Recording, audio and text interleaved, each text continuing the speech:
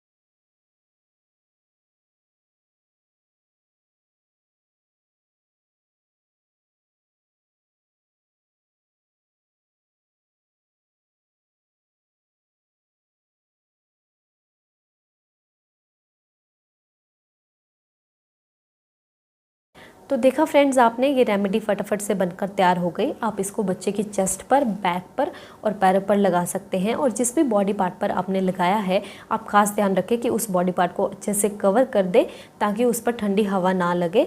और इस रेमेडी का कोई भी साइड इफ़ेक्ट नहीं है, ये बहुत हेल्पफुल रहती है स्पेशली कफ एंड कोल्ड की प्रॉब्लम में। तो आप इसको अपने बेबी की स्किन पर ज़रूर अप्लाई करें अगर बच्चे को ये प्रॉब्लम हो गई है।